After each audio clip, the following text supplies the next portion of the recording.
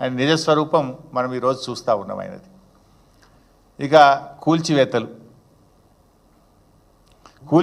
విషయంలో కూడా ఉద్యోగస్తులు 200 గజాలు 400 గజాలు అలా కట్టుకుంటే జేసీబీలు పెద్ద పెద్ద మిషన్లు తీసుకెళ్ళి పాపం నేలమట్టం చేసిండు. క్రిమినల్ వేస్ట్, ఇసుక, సిమెంటు, మిగతాయి ఒకవేళ ఇర్రెగ్యులారిటీ జరిగినా రెగ్యులరైజ్ చేయడానికి చట్టంలో నిబంధన ఉంది. వాళ్ళేం దోపిడీ చేయలే, లేకపోతే వాళ్ళేం దేశద్రోహం చేయలే. వాళ్ళు అమాయకంగా కొనుక్కున్నారు, దాంట్లో కట్టుకున్నారు. ఒకవేళ అనుమతులు లేవనుకోండి, రెగ్యులరైజ్ చేయడానికి you have a certain rules and regulations. Criminal వేస్ట్గా మొత్తం ఉన్న బలంగా నేలమట్టం చేయాల్సిన అవసరం ఉందా సార్? ఇవాళ గవర్నమెంట్ స్కీమ్స్ అనౌన్స్ చేస్తుంది. మీరు గవర్నమెంట్ ల్యాండ్స్లో ఉంటే మీరు రెగ్యులరైజ్ చేయించుకోండి, మీరు బిల్డింగ్లు కట్టుకుంటే రెగ్యులరైజ్ చేయించుకోండి. ఇంకోటి, నువ్వు అయ్యప్ప సొసైటీ కాడికి ఒక ఫార్ములా ఇచ్చేది ఉండే, కట్ ఆఫ్ డేట్ ఇచ్చేది ఉండే.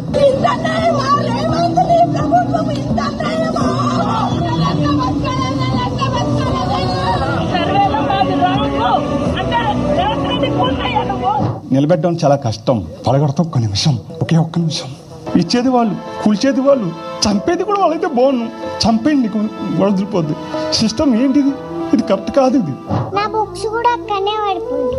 అందరి బుక్స్, ఫ్యామిలీ మొత్తం బుక్స్ అక్కడనే ఉన్నాయి.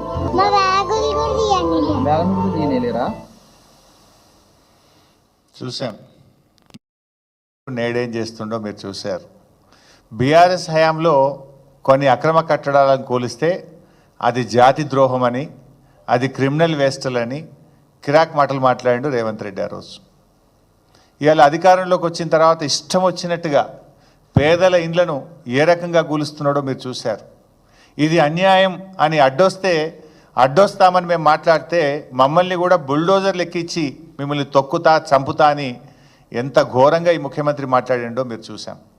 ఇవాళ హైదరాబాద్లో ఎక్కడ చూసినా రేవంత్ రెడ్డి విధ్వంసాలు, శిథిలాలే కనబడతాయి. ఈయన ఏడాది పాలనలో కూల్చిన ఇండ్లే ఎక్కువ, కట్టిన ఇల్లు అయితే ఒక్కటి లేదు.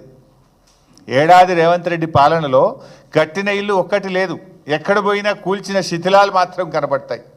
పాప మా పసిపాప నా పుస్తకాలు తెచ్చుకుంటా, మా నాన్న కొనిచ్చిన వాటర్ బాటిల్ తెచ్చుకుంటా అంటే కూడా సమయం ఇవ్వకుండా కూల్చినావు కదా. Is it not criminal waste mister Revanth Reddy? ఇది క్రిమినల్ వేస్ట్ కాదా? ఆ పిల్ల అమ్మాయి విద్యా సంవత్సరాన్ని కూడా ఆగం చేసినావు.